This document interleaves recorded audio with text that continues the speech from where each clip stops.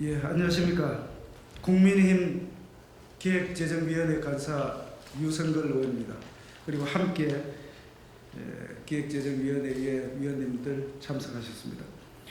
문재인 정부의 부동산 정책 실패로 국민들이 짊어지게 될 부동산 세금 부담 완화를 위한 세법 개정안이 민주당의 발목 잡기로 무산될 위기에 처해 있습니다. 종부세법 관련된 사항입니다.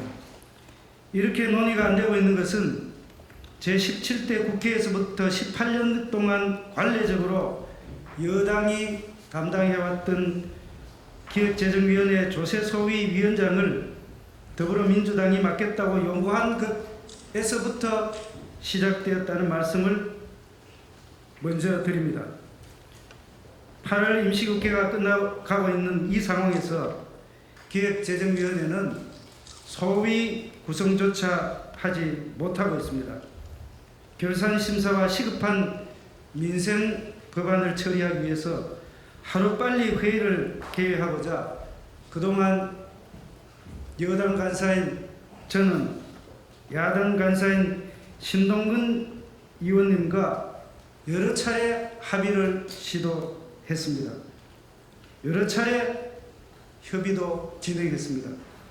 대면회의 여러 차례와 전화통화만 하더라도 10여 차례가 넘는 그런 상황입니다. 하지만 더불어민주당은 조세소위원회 위원장 자리를 주장하면서 협의는 매번 결렬되었습니다. 오늘 조금 전에 끝난 기획재정위원회 전체 회의는 야당의 동참하에 회의석상에서 모든 쟁점을 터놓고 논의하자는 그런 의미에서 개회가 되었습니다만 유감스럽게도 야당은 민주당은 참석하지 않았습니다. 다시 한번 유감이라는 말씀을 드립니다. 야당이 주장하는 것처럼 여당 단독회의는 아니었다는 말씀을 드립니다. 여러 차례 회의 개회와 관련된 협의를 했습니다. 특히 다수 의견을 차지하고 있는 의석을 차지하고 있는 민주당인 야당의 협조 없이는 안건 처리가 불가능하다는 것을 더불어민주당은 누구보다도 잘 알고 있을 것입니다. 먼저 종합부동산세법 일부 개정 법률안 내용에 대해서 말씀을 드리겠습니다. 이 법안은 이사로 인해서 일시적으로 2주택자가 되든가 또 상속주택, 지방 저가주택에 대한 세 부담 경감과 1세대 1주택자 중에서 고령자와 장기 보유자에 대한 종합소득세 납부 유예를 주요 내용으로 하고 있습니다. 일시적 2주택 관련 제도 개선책과 1세대 1주택자에 대한 종부세 납부 유예는 더불어민주당이 대선 공약에 포함되어 있었을 뿐만 아니라 국회 기획재정위원회 위원장을 하셨던 더불어민주당 윤호덕 의원이 작년 12월 법안까지 발의한 그런 내용입니다. 김성환 더불어민주당 정책위 의장도 지난 4월 이사 상속으로 인한 일시적 2주택 등 억울한 종부세를 개편해야 한다고 말씀하신 바가 있습니다. 한편 오늘 야당 기재위원 기자회견에서 언급한 다주택자의 지방저가주택 싹쓸이 현상은 또 다른 문제입니다.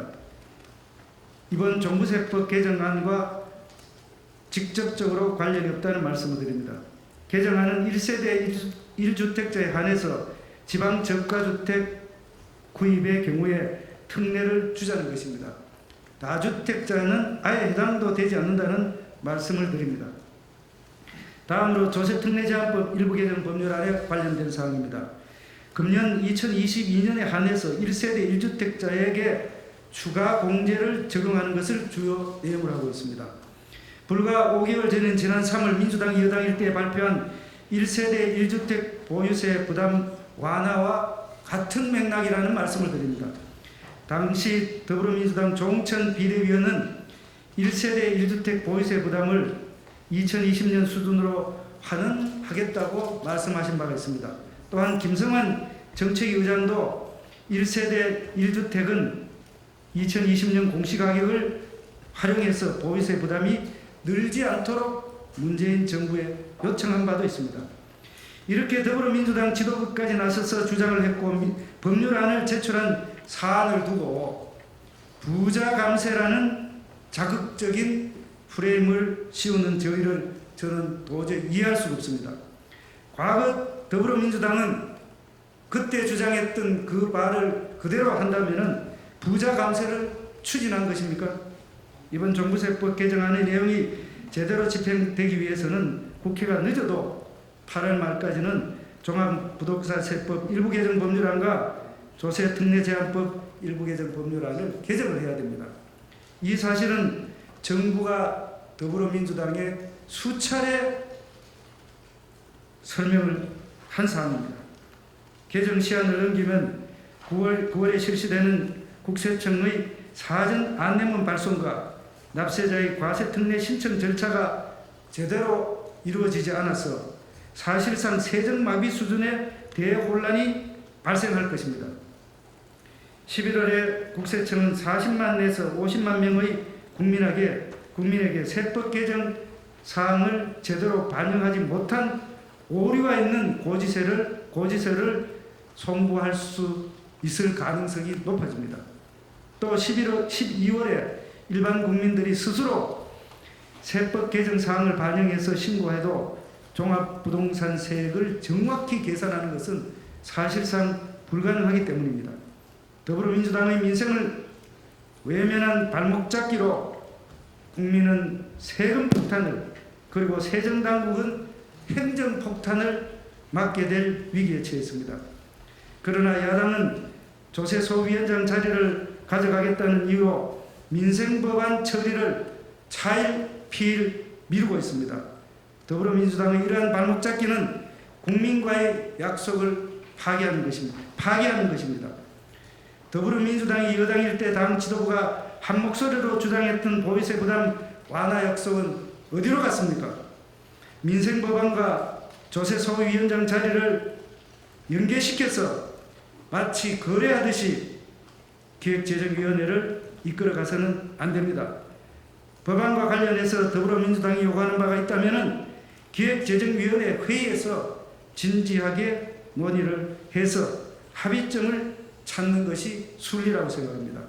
더불어민주당은 국민의 세금을 볼모로 한 국정 발목잡기를 중단하고 민생을 챙기는 책임 있는 자세로 나설 것을 촉구합니다. 마지막으로 더불어민주당에게 제안합니다. 민주당 기재위원 기자회견문에서도 이렇게 되어 있습니다. 여야가 의견이 크게 다르지 않아 머리를 맞대고 조속히 논의되어야 할 사항도 있습니다. 라는 표현이 있습니다. 그래서 우리 국민의힘 기재위원 일동은 민주당의 이 제안 부분과 그리고 1세대 1주택자의 기본공제 추가 부분을 함께 논의하기 위해서 아무런 조건 없이 기획재정위원회를 개최할 것을 제안합니다. 국민의힘은 지금 내일 모레 중요한 자체 행사가 있습니다. 그럼에도 불구하고 그 기간 중이라도 가능할 수 있다면 민주당의 협조가 있다면 그 기간 중에라도 기획재정위원회를 개회할 수 있다는 말씀드립니다. 민주당에게 다시 한번 말씀드립니다. 저희 이 제안에 민주당은 조속히 답변을 해 주시기 바랍니다. 감사합니다.